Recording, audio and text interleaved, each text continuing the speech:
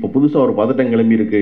அது 75 ஆண்டுகால திமுக பவள விழாவின் அறிவு திருவிழா இல்ல, வாரிசை கொண்டு வந்து நிப்பாட்டுவதற்காக உதயநிதிக்காக நடத்துற விழா அப்படின்னு ஏன் அதை சொல்ல ஆரம்பிக்கிறான் அப்படின்னா, அவனுக்கு இப்பதான் தெரிஞ்சிருக்கு. எங்களுக்கு 4 வருஷம் முன்னாடியே தெரியும், நீ அது இப்ப சொல்றதுக்கு அவன் இப்பதான் கன்ஃபார்ம் பண்றான். ஆகா, உதயநிதி இஸ் மோர் டேஞ்சரஸ் தென் ஸ்டாலின் போல இருக்கு.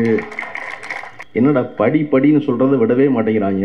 அண்ணா சொன்னாரு படின்னு, அடுத்து வந்த கலைஞர் சொன்னாரு படின்னு, அடுத்து இப்ப இருக்கிற ஸ்டாலின் சொல்றாரு என்ன வேணாலும் பண்ணு, நான் என்ன வேணாலும் செய்யறேன், எப்படியாவது படிச்சுன்னு சொல்லிட்டு இருக்காரு. சொல்லிட்டு இருக்கும்போது அடுத்து வர்ற ஆளு மறுபடியும் அறிவு திருவிழா நடத்தி படிக்கிறாங்களே, இங்க படிக்கிற விட மாட்டாங்க போல. அப்ப நம்ம என்ன செய்யறதுங்கிற கேள்வி இருக்குல்ல. என்னை திட்டுறதுக்காகத்தான் நீங்க கூட்டம் நடத்துறீங்க, என்னை திட்டுறதுதான் உங்களுடைய வேலை அப்படின்னு சொல்றாரு விஜய். இன்னைக்கு ஒரு அறிக்கை கொடுத்திருக்காருல்ல, அந்த அறிக்கையில ஒரே ஒரு கேள்வி, விஜய் கிட்ட யாராவது போய் 50 குழுனா என்ன, என்பேராயம்னா என்னன்னு கேட்டிருக்கோம். பதில் சொல்லி போட்டு அதுக்கப்புறம் மிச்சத்தை பார்த்துருவோம். ஒரு பயங்கரமான தீவிர இலக்கியவாதி ஒருத்தன் எழுதி கொடுக்குறான், நசுங்காத நாகரிகம்லாம் அறிக்கை எழுதுறாங்க. எனக்கு ரொம்ப நாளாவே ஜெயமோகன் மேலதான் சந்தேகம், அவரா தான் இருக்கும் போது. ஏன்னா நசுங்காத நாகரிகம்லாம் அவர் தானடா எழுதுவாரு, நசுங்காத நாகரிகம்லாம் எழுதுறீங்க அப்படின்னு 2 வரி பேசுனா உங்களுக்கு பதட்டமாகுது. நான் சொல்றேன், விஜய் மட்டுமல்ல, இன்னும் நிறைய கட்சிக்காரர்கள் வர வேண்டும், நிறைய புதிய கட்சி வர வேண்டும், நம்ம வரவேற்கணும். அவர்கள் யாருக்கும் ஒண்ணு தெரியல. இன்னைக்கு நான் சொன்னதுக்கு பார்த்தீங்களா, ஒரு கட்சி ஆரம்பிச்சு 2 வருஷத்துக்குள்ள சட்டத்திட்ட குழு போட்டு 2 ஆண்டு காலம் உழைத்த சட்டத்திட்டத்தை ஒழுங்குபடுத்தலாம் சொன்னாங்கல்ல, அது கூட நம்ம சொல்லித்தான் அவங்களுக்கு தெரியும். ஓ, கட்சி இதெல்லாம் செய்யணுமா, நம்ம இட்டுன்னு வர்றது இட்டுன்னு போறதுதான் கட்சி நடந்துகிட்டு இருந்தோம், இட்டுன்னு வர்றது இட்டுன்னு போறது இல்லை போல இருக்கு கட்சி. நீங்க பாத்தீங்கன்னா விஜயருடைய கட்சியுடைய முதல் மாநாட்டில் அவர் தனியா நிப்பாரு, 8 அடி தள்ளி நிப்பான். எல்லாரும் இவர் உள்ள வந்தா அவன் எல்லாம் எந்திரிச்சிருவான். எந்திரிச்சு நிப்பானா, இவர் 15 நிமிஷம் பேசுவாரா, 15 நிமிஷம் நிற்பான். 15 நிமிஷம் நின்னதுக்கப்புறம் இவர் போயிடுவார், அவனும் போயிடுவான், வந்தவனும் போயிடுவான், மாநாடு முடிஞ்சிடும். இவருக்கு மனுஷ வாடையே ஆகாது. எந்த இடத்துலையும் பக்கத்தில் மனுஷங்க இருக்க மாட்டாங்களா? அப்படிதான் இருந்துச்சு 2 வருஷமா. 2 மாநாடு நடத்திருக்கோம், விக்கிரவாண்டி, மதுரை, அதெல்லாம் எல்லாம் முடிஞ்சா பக்கத்தில் இருக்க மாட்டாங்களா? கரூருடைய துர்சம்பவம் நடந்துச்சா? 40 நாள் வீட்டுக்குள்ளே இருந்தாங்களா? திருப்பி ஒரு செயற்குழு கூட்டம் நடந்துச்சா? பனையூர்ல கூட்டம் நடந்தப்ப உட்கார்ந்தப்ப விஜய் பக்கத்தை வலது பக்கம் தோல் உரசி புசியானது, இடது பக்கம் தோல் உரசி ஆதரவு உட்காந்துருக்காரு. ஏய், உனத்த மனுஷவாடி ஆகாது. இப்ப திடீர்னு பக்கத்தில் தோல் உரசி எல்லாம் உட்காந்து டாய்லெட் அப்படின்னா காலம் இப்பதான் உளி கொண்டு அடி அடிச்சிருக்கு டங்குன்னு. நீங்க எஸ்ஐஆர் கூட்டம் போட்டு என்ன பத்தி தான் பேசுறீங்க, அறிவு திருவிழா கூட்டம் போட்டு என்ன பத்தி தான் பேசுறீங்க, எல்லா இடத்துல என்ன பத்தி தான் பேசுறீங்க அப்படின்னா, ஆமா, யாரு வரமாட்டேங்கிறானோ, யாருக்கு புரிய மாட்டேங்குதோ அவனை பத்தி தானே பேச முடியும். ஏன் தெரியுமா? வள்ளுவர் சொல்றாரு, இன்மையில் இன்மை விருந்தோர் ஆள்கிறார். இன்மையுள் இன்மை, வறுமையிலே வறுமை இருக்குல்ல, அது என்ன தெரியுமா? வீட்டுக்கு வந்து ஒருத்தனை சாப்பிடுன்னு கேட்கறதுக்கு ஒண்ணும் இல்லாம போச்சுன்னா அதுதான் பெரிய வறுமையா. இன்மையுள் இன்மை விருந்துறார், வன்மையுள் வன்மை, கஷ்டத்திலையும் கஷ்டம். என்னன்னா மடவார் பறை மக்கு பயில பொறுத்துக்கிறது இருக்குல்ல, அதுதான் கஷ்டத்திலையும் கஷ்டங்கிறார் வள்ளுவர். ஏன்னா அவனுக்கு சேர்த்து நம்ம வேலை செய்யணும். அறிவு திருவிழா என்ற பெயர் வைத்து அதில் இவ்வளவு பதிப்பகங்களை ஒன்று கூட்டி ஒரு இடத்தில் புத்தகங்களை வெளியிட்டு புத்தகங்களை பேசி எழுத்தாளர்களை கூட்டி, எல்லாமே அரசியல் புத்தகங்கள்.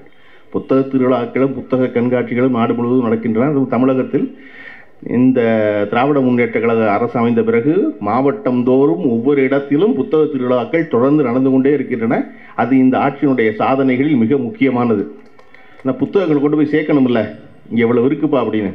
அப்போ அதில் ஒரு முற்போக்கு புத்தக கண்காட்சி என்று ஒன்று வைத்து அதில் அரசியல் புத்தகங்களுக்கு மட்டுமே தளம் அமைத்து அங்கு எல்லோரும் கூடி அரசியலை பேசுவது என்பது தமிழ்நாட்டில் தற்போது எல்லாருக்கும் பதட்டத்தை ஏற்படுத்தியிருக்கிறது.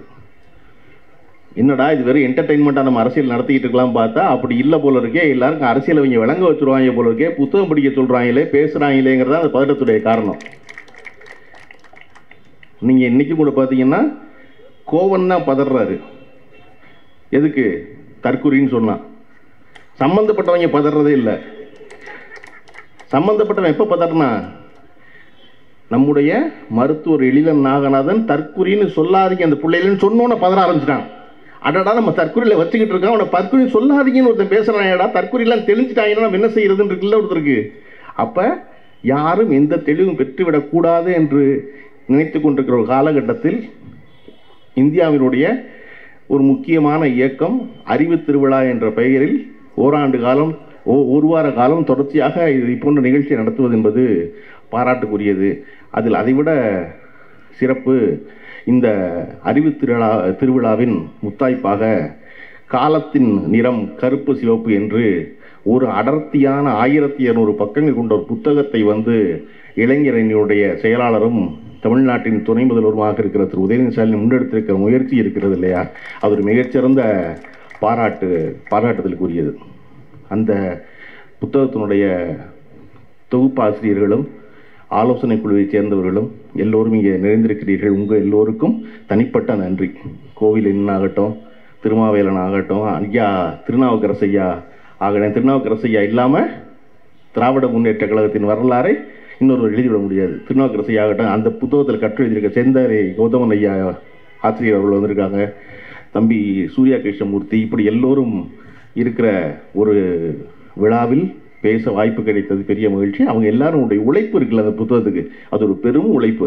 அவருடைய தொகுப்பாசிரியர்களாக இருக்கிற அன்பகம் செந்தில், நீரை மகேந்திரன், பிரகாஷ், சுகுணா திவாகர், பெருமாள், இப்படி எல்லோரும் தனித்தனியே குறிப்பிட்டு பாராட்டுக்குரியவர்கள் என்றாலும் கூட அந்த புத்தகத்தில் 100 கட்டுரைகள் வந்து நான் வந்து இந்த நிகழ்ச்சிக்கு பேச கூப்பிட்டோன்னே நம்ம பொதுவாக ஒரு பேச்சாக இருந்துடாமல் அந்த ஏதாவது ஒரு புத்தகத்தை பற்றி பேசுவது என்பது சுலபம். இன்னொன்று நான் எப்பொழுது நினச்சிக்குவேன்னா, ஒரு கூட்டத்துக்கு போகும்போது புத்தகத்தை பற்றி பேசுறதுன்னு ஒரு அசைன்மெண்ட் எடுத்துக்கிட்டோம்னா அந்த புத்தகத்தை படித்ததாயிரும். அந்த கட்டாயத்தின் பேர் புத்தகத்தை படிச்சிடும். அதனால் 2 நடந்துடும், நமக்கு ஒரு நல்லது நடக்குங்கிறதுனால நான் எப்பொழுதுமே ஏதாவது ஒரு புத்தகத்தை எடுத்துக்கணும்னு நினைப்பேன். எனக்கு இந்த புத்தகத்தை அவங்க அனுப்பும்போது பார்த்தா 1200 பக்கம்னு மலைச்சிட்டேன். இது எப்படி படித்து முடிக்கிறது? அப்போ சரின்னு எடுத்து படித்தா ஒவ்வொரு பண்பாடு, பொருளாதாரம்னு வெவ்வேறு வகையாக இருக்குது.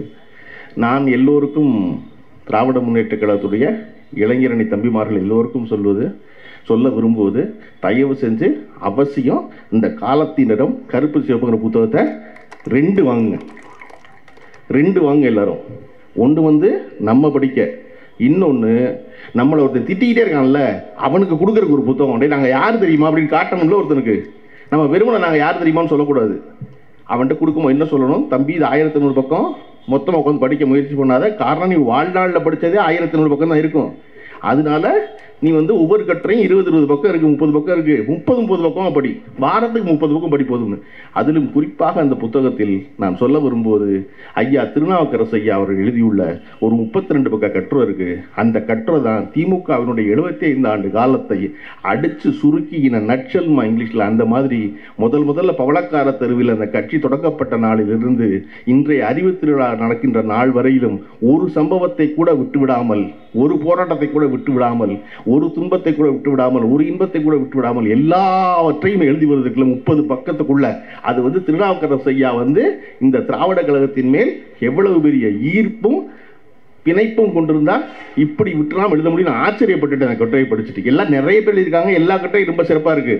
ஆனால் ஒவ்வொரு சம்பவத்தையும் விடாமல் எழுதுவதற்குள்ள எனக்கு இன்னைக்கு சொன்ன வரலாற்றை படிப்போம், வரலாற்றை படைப்போம் என்பதற்கு நான் நினைச்ச உதாரணம் அந்த ஐயாவுடைய அந்த ஒரே ஒரு கட்டுரை, திமுகவை பற்றி பவளக்கார தெருவிலிருந்து பவள விழா வரை அப்படிங்கிற அந்த ஒரு கட்டுரை இந்த கட்சி எத்தனை தூரம் பயணப்பட்டு வந்திருக்கிறது அப்படிங்கிறத பற்றி, எவ்வளவு தூரம் மக்களுடைய நலனை பற்றி அக்கறை கொண்டிருக்கிறது என்பதற்கு அந்த ஒரே ஒரு கட்டுரை போதுமானது.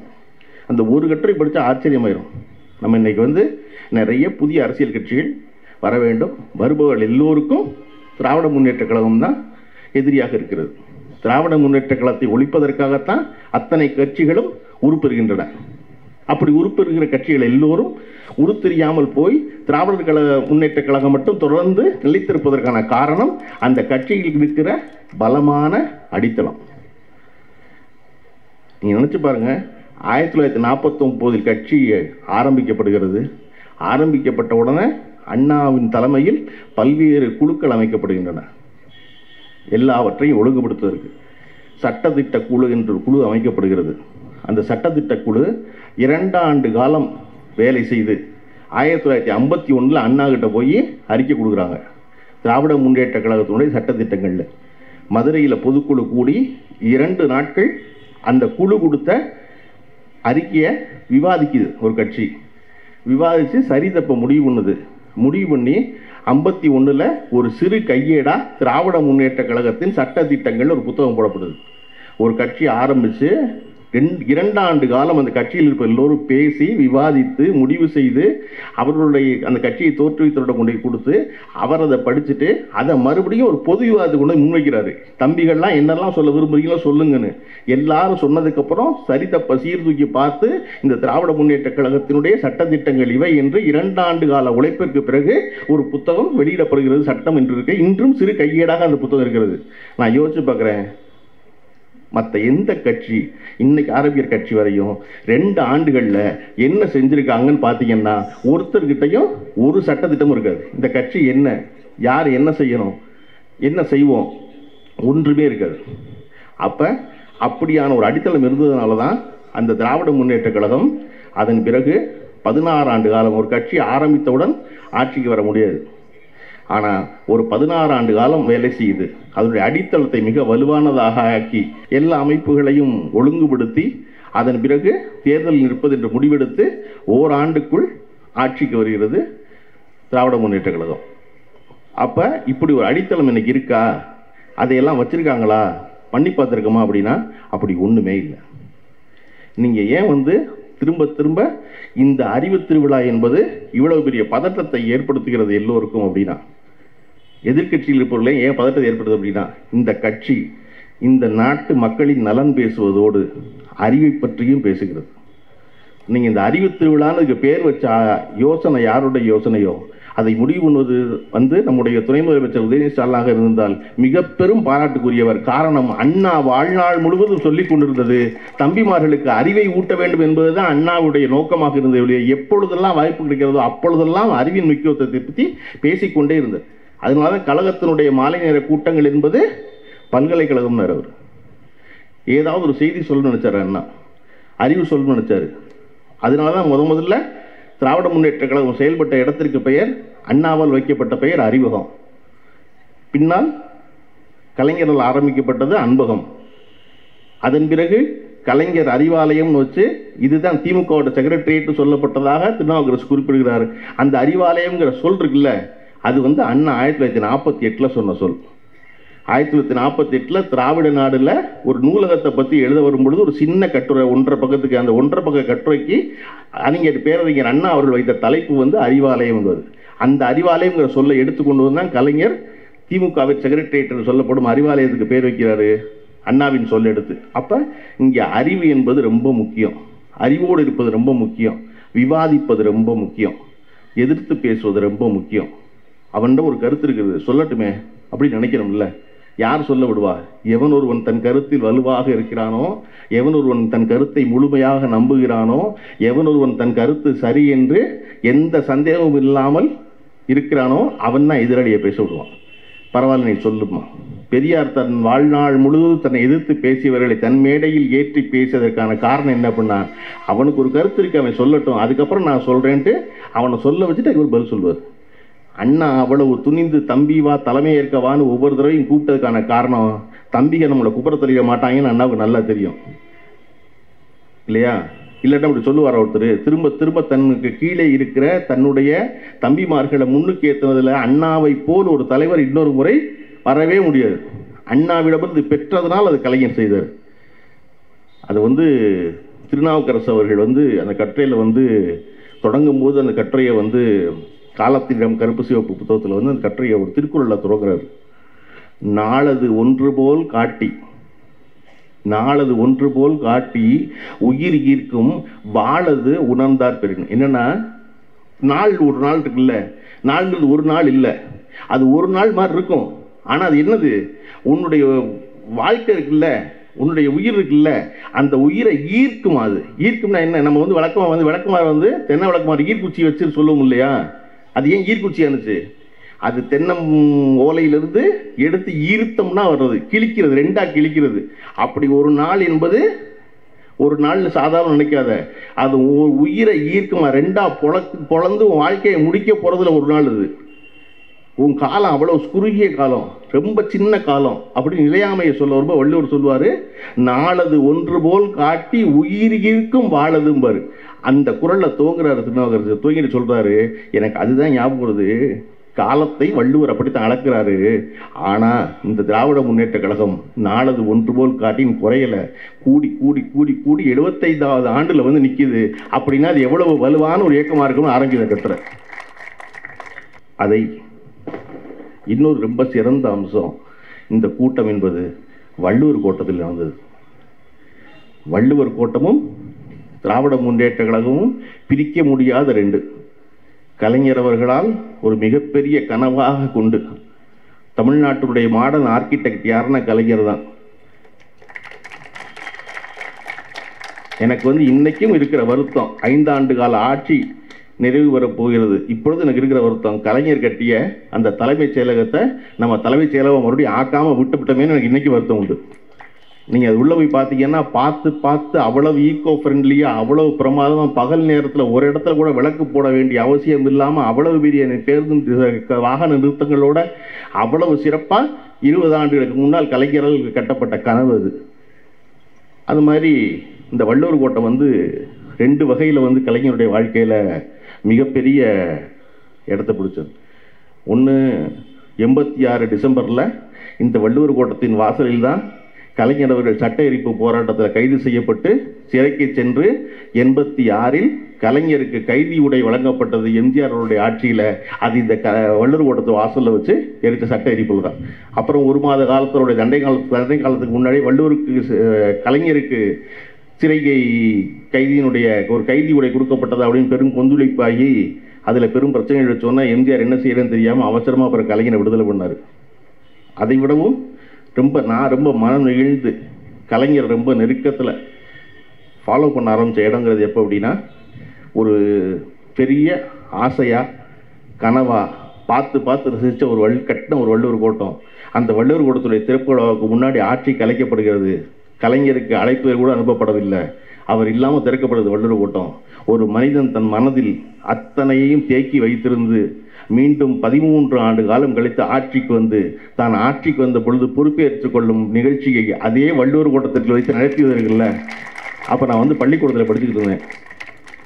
பள்ளிக்கூடத்தில் படிக்கும்போது நான் முதல்ல கலைஞரை வந்து ஒரு ஹீரோவாக பார்த்த இடம் அந்த இடம் தான். ஒரு மனிதன் எவ்வளவு பெரிய அடம்பிடிச்சு இருந்திருந்தா, எவ்வளவு வைராக்கியத்தோடு இருந்தா, அதை மனசில் வச்சுருந்து, ஏண்டா எங்கள் ஐயனுக்கு நான் ஒரு கோட்டம் கட்டுவேன், அந்த கோட்டத்துக்கு நீங்கள் எனக்கு அழைப்பு என்னப்பா விடுவீங்களா, இருங்க நான் வச்சுக்கிறேன் அப்படின்னு சொல்லி அந்த வள்ளுவர் கோட்டத்தில் கொண்டு வந்து தன்னுடைய பதவியேற்பு விழாவை நடத்தியது இருக்கு இல்லையா, அதுதான் அவருடைய மிகச்சிறந்த மாசின்னு. அந்த வள்ளுவர் கோட்டத்தில் இந்த அறிவு திருவிழாவை திருப்பி இளைஞரணி முன்னெடுத்திருப்பது என்பது கலைஞர் விட்ட இடத்திலிருந்து தொடர்வதற்கான முயற்சின்னு தான் நினைக்கிறேன். கலைஞர் அவர்கள் அதை போல தொடர்ச்சியாக வேறு காலகட்டத்தில் இந்த இயக்கத்தை கட்டி இழுத்து கொண்டு போய் கொண்டிருக்கும் பொழுது எல்லோருக்கும் இருந்த எண்ணம் என்ன அப்படின்னா, அண்ணாவுக்கு பிறகு இந்த கட்சி இருக்காது என்று சொல்லி கொண்டிருந்தவர்கள். ஏன்னா அண்ணா ஒருத்தர் தான் பேரறிஞர், அதுக்கப்புறம் மற்ற எல்லா தம்பிமார்களும் சின்ன வயசு பயிலுங்க. அண்ணா போயிட்டாரா அந்த கட்சி இருக்காது நினைக்கும் பொழுது அண்ணாவிடம் படித்த படிப்பில் கலைஞர் அந்த கட்சியை கட்டி இழுத்து கொண்டு வந்தார். கலைஞர் ஒருத்தர், யார் அண்ணா இருக்கும்போது யாருமே இல்லைன்னு சொன்னவன் பூரா கலைஞர் இருக்கும்போது கலைஞர் மட்டும்தான். கலைஞர் போனார்னா ஒன்றும் கிடையாது. அதுக்கப்புறம் அதெல்லாம் இது எல்லா கட்டத்தையும் பார்த்துட்டோம், ஸ்டாலின்லாம் ஒன்றத்துக்கு ஆக மாட்டாருன்னு அப்படின்னு சொல்லிக்கிட்டு இருந்தவன் கலைஞருக்கு பிறகு Stalin is more dangerous and கருணாநிதினு சொல்லி இப்போ ஸ்டாலின் தான் சொல்லிக்கிட்டு இருக்காங்க. ஸ்டாலின் தான் இருக்காரு அப்படின்னு சொல்லிக்கிட்டு இருக்கும் பொழுது இப்போ புதுசாக ஒரு பதட்டம் கிளம்பி இருக்கு. அது 75 ஆண்டுகால திமுக பவள விழாவின் அறிவு திருவிழா இல்லை, வாரிசை கொண்டு வந்து நிப்பாட்டுவதற்காக உதயநிதிக்காக நடத்துகிற விழா அப்படின்னு ஏன் அதை சொல்ல ஆரம்பிக்கிறான் அப்படின்னா, அவனுக்கு இப்போ தான் தெரிஞ்சிருக்குது. எங்களுக்கு அது 4 வருஷம் முன்னாடியே தெரியும், நீ அதை இப்போ சொல்கிறனுக்கு வந்து அவன் இப்போ தான் கன்ஃபார்ம் பண்ணுறான். ஆகா, உதயநிதி இஸ் மோர் டேஞ்சரஸ் தென் ஸ்டாலின் போல இருக்கு. என்னடா படின்னு சொல்கிறத விடவே மாட்டேங்கிறாங்க. அண்ணா சொன்னார் படின்னு, அடுத்து வந்த கலைஞர் சொன்னார் படின்னு, அடுத்து இப்போ இருக்கிற ஸ்டாலின் சொல்கிறாரு என்ன வேணாலும் பண்ணு, நான் என்ன வேணாலும் செய்கிறேன், எப்படியாவது படிச்சுன்னு சொல்லிக்கிட்டு இருக்காரு. சொல்லிக்கிட்டு இருக்கும்போது அடுத்து வர்ற ஆள் மறுபடியும் அறிவு திருவிழா நடத்தி படிக்கிறாங்களே, இங்கே படிக்கிற விட மாட்டாங்க போலக்கே. அப்போ நம்ம என்ன செய்யுதுங்கிற கேள்வி இருக்குல்ல. என்னை திட்டுறதுக்காகத்தான் நீங்கள் வந்து கூட்டம் நடத்துறீங்க, என்னை திட்டுறதான் உங்களுடைய வேலை அப்படின்னு சொல்கிறாரு விஜய். நீங்கள் யோசிச்சு பாருங்கள், ஒரே ஒரு தடவை ஏன் 2 புத்தகம் வாங்க சொன்னா, இந்த வந்திருக்காளில் எவருக்காவது விஜய் வீட்டுக்கு பக்கத்தில் இருக்கக்கூடும், தயவுசெய்து அவருக்கு ஒரு புத்தகத்தை வாங்கி கொடுங்க. இதில் ஒரே ஒரு கட்டுரை படிங்க பாருங்க. இன்னைக்கு ஒரு அறிக்கை கொடுத்துருக்காருல, அந்த அறிக்கையில் ஒரே ஒரு கேள்வி, விஜய்கிட்ட யாராவது போய் 50 குழுனா என்ன, எண்பேராயம்னா என்னன்னு கேட்டிருக்கேன். பதில் சொல்லி போட்டு அதுக்கப்புறம் மிச்சத்தை பார்த்துருவோம். நம்ம ஒரு பயங்கரமான தீவிர இலக்கியவாதி ஒருத்தன் எழுதி கொடுக்குறான், நசுங்காத நாகரிகம்லாம் அறிக்கை எழுதுறாங்க. எனக்கு ரொம்ப நாளாகவே ஜெயமோகன் மேலே தான் சந்தேகம். அவராக தான் இருக்கும் போது. ஏன்னா இந்த நசுங்காத நாகரிகம்லாம் அவர் தானடா எழுதுவார், ஏன்னா நசுங்காத நாகரிகம்லாம் எழுதுறீங்க அப்படின்னு. நீங்கள் நினச்சி பாருங்கள், எதுக்காக இந்த புத்தகத்தை படிங்கன்னு சொல்கிறேன்னா, ஒரு மாநாடு என்பது எப்படி நடைபெறும் அப்படின்னு புத்தல் 10 கட்டு இருக்குது. மாநாடு என்பது சாயந்தரம் 4:45 மணிக்கு கூடி ஒரு மேடையில் குறுக்க ஓடி துண்டெல்லாம் தூக்கி போட்டு 15 நிமிஷம் பேசிட்டு 5:15 மணிக்கு முடிக்கிற பேர் மாநாடு இல்லை. இங்கே எல்லாரும் வரணும், எல்லாருக்கும் இடம் இருக்குது, எல்லாரும் பேசணும் கண்டிப்பாக. ஆனால் என்ன பேசுவோம்? பேசுவதுக்கு என்ன இருக்குது? நீங்கள் எதிர்க்கிறது பேசிடுவீங்களா? நீங்கள் நினச்சி பாருங்கள், நம்முடைய இன்றைய தலைவராகவும் முதல்வராகவும் இருக்கிற திரு ஸ்டாலின் அவர்களை கட்சி பொறுப்புக்கு கொண்டு வரணும் சொல்லும் பொழுது கலைஞருக்கு பெரிய தயக்கம் இருக்குது. நம்ம ஒரு வீட்டில் வந்து திருப்பி இன்னொருத்தர் வந்தால் தப்பாக இருக்காதா அப்படின்னு நினச்சிக்கிட்டு மறுக்கிறாரு. சரியா? மறுக்கும்போது அன்பகத்தில் நடக்குது அந்த கூட்டம். அன்பகத்தில் முதல் குரல் என்பது அதை சொல்வதற்கான எந்த உரிமையும் உங்களுக்கு இல்லைன்னு தலைவரான கலைஞரை பார்த்து குரல் இருந்தது. கலைஞர் பார்க்குறாரு, அப்படி உங்கள் வீட்டிலிருந்து ஸ்டாலின் வரக்கூடாதுன்னு நினைத்திருந்தால் மிசாவில் போய் அடி வாங்கினார் பாருங்க, அன்னைக்கே நீங்கள் சொல்லியிருக்கணும் வந்திருக்க கூடாது என் வீட்டில் இருந்து ஆளுன்னு. எப்போ மிசாவில் போய் சிறைச்சாலையில் வந்து உயிர் போகும் அளவு அடிபட்டு வந்தாரோ அன்றைக்கு அவர் கட்சியின் ஆளாகி விட்டார். அதனால் அவருக்கு பொறுப்பு கொடுக்கணுங்கிற தலைவரை எதிர்த்து ஒரு குரல் ஒரு கட்சியில் எப்போ வர முடியும் அப்படின்னா, அந்த கட்சி தத்துவத்தை பேசும்போது மட்டும்தான் வர முடியும். இங்கே ஒரு ஆழ்வின் அடுத்து சொல்லுவோம் மட்டும்தான் வர முடியும். அப்போ இது எல்லாவற்றையும் விவாதிக்க கற்றுக் கொடுத்தா மட்டும்தான் வர முடியும். இன்றைய வரலாறை படிப்போம்னு ஏன் திரும்ப திரும்ப சொல்கிறோம் அப்படின்னா, இன்றைய வரலாறு என்பது எது? இன்றைய செய்தி தான் இன்றைய வரலாறு. முரசொலியினுடைய டேக்லைன் மாதிரி இன்றைய செய்தி தான் நாளைய வரலாறு. அதை தமிழ்நாட்டில் மிக சரியாக உணர்ந்திருந்தது 2 பேர் தான். ஒன்று பெரியார், இன்னொருத்தர் கலைஞர். பெரியார் தன் வாழ்நாளில் தான் சந்தித்த மனிதர்கள் அத்தனை பேரை பற்றியும் தான் கலந்து கொண்ட நிகழ்ச்சிகள் அத்தனை பற்றியும் தொடர்ச்சியாக பதிவு பண்ணிக்கிட்டே இருந்தார். அதன் பிறகு அதை போல விடாது தன் வாழ்நாள் முழுவதும் தன்னுடைய வாழ்க்கையில் நடந்த அத்தனையையும் பதிவு செய்த ஒரே ஒரு இந்திய அரசியல்வாதி யாருன்னா கலைஞர் கருணாநிதி மட்டும்தான். நீங்கள் வந்து கலைஞர் அவர்களுடைய எழுத்தை எழுதியிருக்க வால்யூம் பார்த்தீங்கன்னாலே ஆச்சரியமாக இருக்கும். எப்படி ஒருத்தர் இவ்வளோ எழுத முடியும், எப்படி இவ்வளோ செய்ய முடியும், இவ்வளோ வேலை செய்ய முடியும் அப்படின்னு.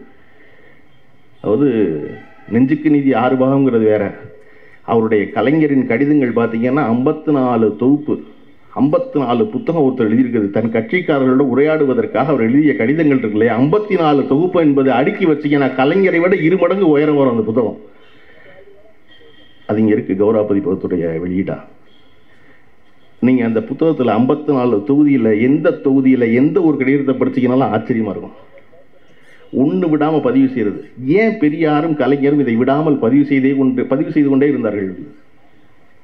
ஏன்னா அவர்களுக்கு தெரியும், பின்னாடி வர்ற பயல நம்ம மேலே எரிச்சல் இருப்பாங்க, நம்மளை பற்றி தப்பாக தான் பதிவு பண்ணுவாங்க. தன் வாழ்நாளில் நடந்ததை தானே பதிவு செய்து விட வேண்டும் என்பதில் பெரியார் குறியாக இருந்தார். அதை விட குறியோடு இருந்தவர் கலைஞர் இருந்தார்.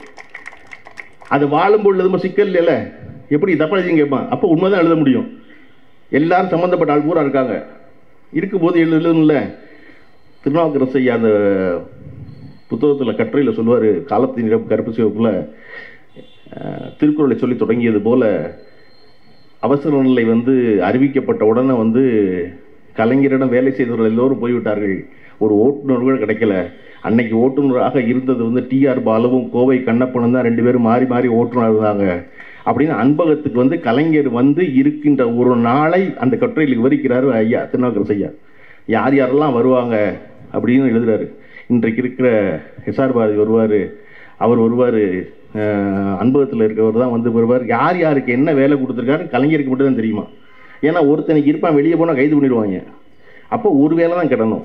ஒருத்தனுக்கே எல்லா வேலையும் கொடுத்து அவனை கைது பண்ணி போயிட்டாங்கன்னா எல்லா வேலையும் கெட்டு போயிருக்காங்க. டீ வாங்குறதுக்கு தனியாக ஒரு ஆலோசனை கலைஞர். அவர் கரெக்டாக 10 மணிக்கு வர எல்லாரும் உள்ள தலையெண்ண போய் டீ வாங்கி கொண்டு வந்து கொடுத்துட்டு அவர் போயிடுவார். அவர் கைது பண்ணி போனால் அடுத்த நாள் டீ கொடுக்குற மட்டும் வேற ஆள் வச்சுக்கலாம். அடுத்த நாள் பல நேரங்களில் வெளியூர்லேருந்து பேருந்து ஏறி தொண்டர்கள்லாம் வந்துடுவாங்க. 100 பேர் 200 பேர் ஆயிரம் அன்பகத்தில். 200 பேர் ஆனால் கலைஞர் மதிய சாப்பாட்டுக்கு வீட்டுக்கு போகாமல் அங்கேயே உட்காந்து அன்பகத்தில் உட்காந்து வெளியூர்லேருந்து வந்திருக்காங்களே அந்த தொண்டரோடு உட்காந்து பேசிக்கிட்டு இருப்பாராம். அந்த காட்சி எப்படி இருக்கும்னு திருநாவுக்கரசு சொல்றாரு. அன்பனும் கையில் சிக்கிய மாவலைங்கிறார் கலைஞரை. அதாவது அன்பனும் பிடிக்குள் சிக்கிய மாவலைங்கிற பாட்டு எதில் இருக்குதுன்னா திருவருட்பால் இருக்க பாட்டு, பரமசிவனை பற்றி எழுதின பாட்டு. பரமசிவன் பெரிய மாமலை, யார் கையிலும் ஆகப்பட மாட்டான். ஆனால் யார் கையில் அகப்படுவானா, அன்பு கொண்டு இருந்தால் அவன் கையில் அகப்பட்டுருவான். அப்பேற்பட்டவன் அவ்வளோ அன்பு கொண்டவன் பரமசிவன் சொல்கிறக்கா திருவட்பா பாட்டை கொண்டு வந்து திருநாவுக்கரசையா இருக்க குசும்புக்கு கலைஞருக்கு எழுதுறாரு. கலைஞர் பெரிய மாமலை, ஆனால் அவர் கட்டுப்பட்டுருவார், அன்புங்கிற கைக்குள்ள கட்டுப்பட்டுருவார். எப்படி இந்த தொண்டர்கள்லாம் வந்து அனுபவத்தில் உட்கார்ந்துருப்பார்ல, அப்படி கட்டுப்பட்டு அப்படின்னு. அப்போ இப்படி ஒரு நெருக்கடி நிலை இருந்த பொழுதும் தினசரி தன் தொண்டர்களை சந்தித்து தினசரி முரசொலிக்கு கடிதம் எழுதி தினசரி முரசொலியில் செய்தி போட்டு மிசாவில் எந்த செய்தி நீக்க முடியாத மாதிரி நடத்தி கொண்டு வருவதற்கு இல்லையா, அப்படி ஒரு வரலாறு இந்த கட்சிக்கு இருக்குது. அது தொடர்ச்சியாக தொடர வேண்டும் என்பது எல்லோருடைய விருப்பமும் கூட. இன்னைக்கு கோவன் பாடும்போது வந்திருக்க ஒருத்தர் தான் வந்து அவரை பற்றி பாடுங்க அவரை பற்றி பாடுங்க குரல் எழுப்புறாங்க. ஏதோ 2 வரி பேசுனா உங்களுக்கு பதட்டமாகுது. நான் சொல்கிறேன், விஜய் மட்டுமல்ல, இன்னும் நிறைய கட்சிக்காரர்கள் வர வேண்டும், நிறைய புதிய கட்சி வர வேண்டும், நம்ம வரவேற்கணும். அவர்கள் யாருக்கும் ஒன்றும் தெரியல. இன்றைக்கி நான் சொன்னதுக்கு பார்த்தீங்களா, ஒரு கட்சி ஆரம்பித்து 2 வருஷத்துக்குள்ளே சட்டத்திட்ட குழு போட்டு 2 ஆண்டு காலம் உழைத்த சட்டத்திட்டத்தை ஒழுங்குபடுத்தலாம் சொன்னாங்கல்ல, அது கூட நம்ம சொல்லித்தான் அவங்களுக்கு தெரியும். ஓ, கட்சி இதெல்லாம் செய்யணுமா, நம்ம இட்டுன்னு வர்றது இட்டுன்னு போகிறது தான் கட்சி நடந்துக்கிட்டு இருந்தோம், இட்டுன்னு வர்றது இட்டுன்னு போகிறது இல்லை போல இருக்கு கட்சி எப்படின்னு. நீங்கள் ஒரு கட்சி என்பது ஒரு பரவசமாக இருக்கும் ஆரம்பிக்கும் போது, அப்புறம் காலம் கொஞ்சம் கொஞ்சமாக செதுக்கும். எப்படி வந்து நாளது ஒன்று போல் உயிர் ஈர்க்கும்னு சொன்னார்ல வாழ்னு வள்ளுவர், அந்த மாதிரி காலம் செதுக்கிறது எய்த்தாப்புலேருந்து பார்க்குறவனுக்கு தெரியும், சம்மந்தப்பட்டவனுக்கு கூட தெரியாது. காலம் டங்குன்னு ஒளி வச்சு அடித்து கொண்டு வரும் கொஞ்சம் கொஞ்சமாக ஒழுங்குபடுத்தி. அப்புறம் தான் அவனுக்கு தெரியும், ஓ காலம் நம்மளை தாண்டா அடிச்சிருக்கு அப்படின்னு. அது எல்லாருக்கும் நிகழும் கண் எதிர்க்க நீங்கள் இதை பார்க்கலாம். நீங்கள் பார்த்தீங்கன்னா விஜய் அவருடைய கட்சியுடைய முதல் மாநாட்டில் அவர் தனியாக நிற்பார், 8 அடி தள்ளி நிற்பான் எல்லாரும். இவர் உள்ளே வந்தால் அவன் எல்லாம் எந்திரிச்சிருவான். எந்திரிச்சு நிற்பானா, இவர் 15 நிமிஷம் பேசுவாரா, 15 நிமிஷம் நிற்பான். 15 நிமிஷம் நின்னதுக்கப்புறம் இவர் போயிடுவார், அவனும் போயிடுவான், வந்தவனும் போயிடுவான், மாநாடு முடிஞ்சிடும். இவருக்கு மனுஷவாடையே ஆகாது. எந்த இடத்துலையும் பக்கத்தில் மனுஷங்க இருக்க மாட்டாங்களா? அப்படி தான் இருந்துச்சு 2 வருஷமா. 2 மாநாடு நடத்திருக்கோம், விக்கிரவாண்டி, மதுரை, அதெல்லாம் எல்லாம் முடிஞ்சா பக்கத்தில் இருக்க மாட்டாங்களா? கரூருடைய துர்சம்பவம் நடந்துச்சா? 40 நாள் வீட்டுக்குள்ளே இருந்தாங்களா? திருப்பி ஒரு செயற்குழு கூட்டம் நடந்துச்சா? பனையூரில் கூட்டம் நடந்தப்போ உட்கார்ந்தப்போ விஜய் பக்கத்தில் வலது பக்கம் தோல் உரசி புசியானது, இடது பக்கம் தோல் உரசி ஆதரவு உட்காந்துருக்காரு. ஏய், ஒருத்த மனுஷவாடி ஆகாது. இப்போ திடீர்னு பக்கத்தில் தோல் உரசி எல்லாம் உட்காந்து டாய்லெட் அப்படின்னா காலம் இப்போ தான் உளி கொண்டு அடி அடிச்சிருக்கு டங்குன்னு. அப்படி ஒன்றா சரி பண்ணி கொண்டு வருவாங்க எல்லாரும். நீங்கள் எல்லோரும் வரத்தான் இந்த திராவிட முன்னேற்ற கழகம் எவ்வளவு உழைக்கின்ற ஒரு கட்சி என்பதை இந்த மக்கள் உணர்ந்து கொள்வார்கள்.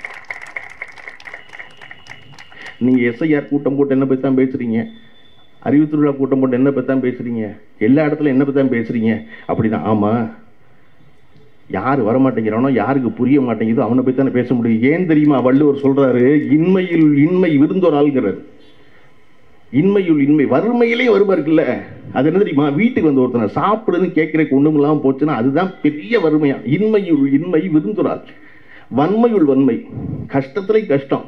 என்னன்னா மடவார் பறை மக்கு பயில பொறுத்துக்கிறது இருக்குல்ல, அதுதான் கஷ்டத்துலையும் கஷ்டங்கிறார் வள்ளுவர்.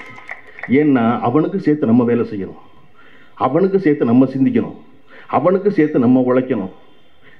சரியா? ஏன் எஸ்ஐஆரில் உன்னை பற்றி பேசுகிறோம்? நீ வரமாட்டேங்கிறிய பாவான்னு கூப்பிட்றாரு முதலமைச்சர்.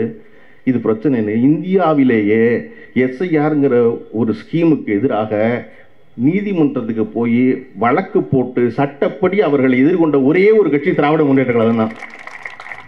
வேற யாருமே இந்தியாவில் எந்த கட்சி, காரணம் என்னன்னே புரியல. இவங்க என்ன செய்ய போறாங்கன்னு திராவிட முன்னேற்ற கழகத்துக்கு மட்டும் புரியுது. டேய் என்ன செய்ய காத்திருக்காங்கன்னா, கோவன் சொன்ன மாதிரி உருவுறது பாதி சொருகிறது பாதின்னு வச்சிருக்காங்கடான்னு.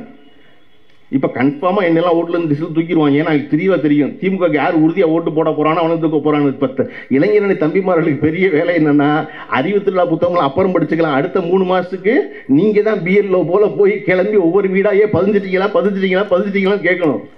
சரியா? அப்போ நம்ம போய் பதிகிறோம்ல வீடா. திராவிட முன்னேற்ற கழகத்தின் தொண்டர்கள் வேலை செய்கிறாங்கல்ல, எல்லாரும் உதயசூனுக்கு ஓட்டு போடுவாங்க இல்லையா?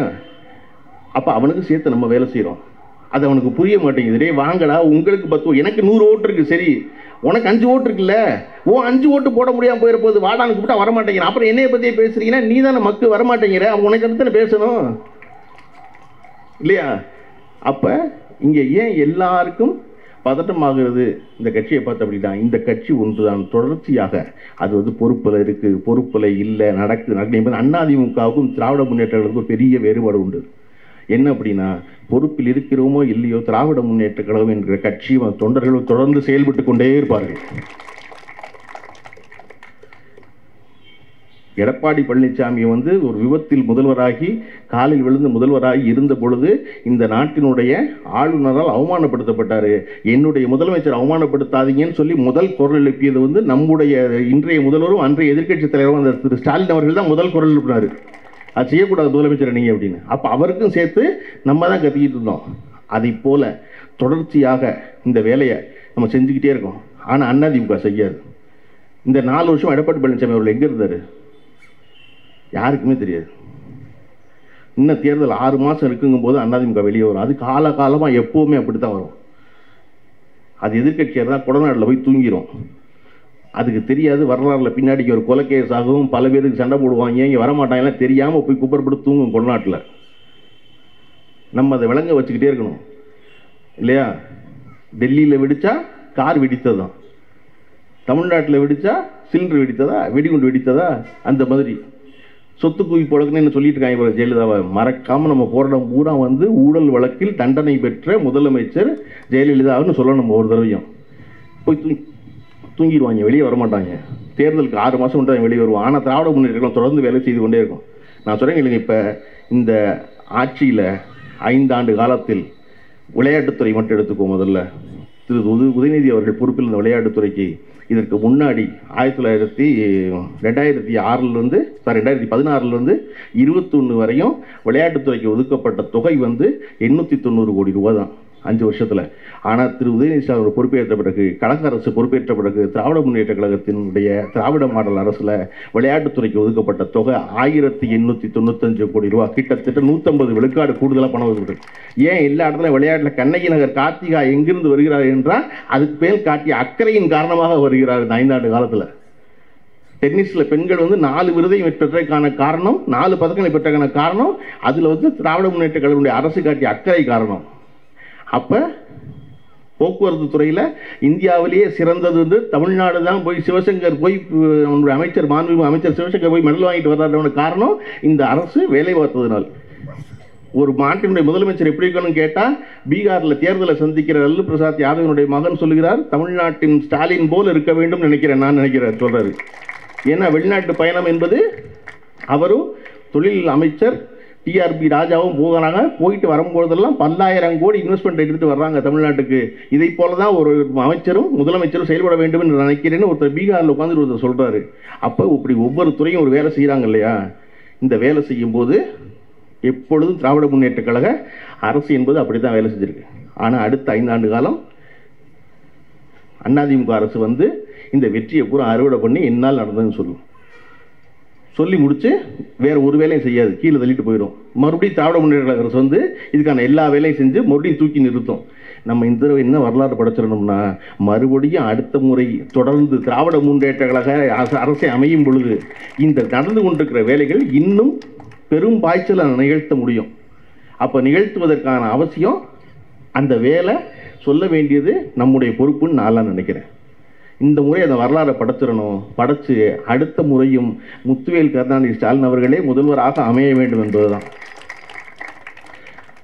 இந்த ஆட்சி நடக்கும் நேர்த்தியவும், இந்த கட்சியினுடைய கொள்கையவும், இந்த கட்சியினுடைய செயல்பாடுகளையும், தொடர்ந்து நடக்க போகிற அறிவு திருவிழாக்களையும் பார்த்து எதிர்கட்சியினரும் அதற்கு தயாராக வேணும்.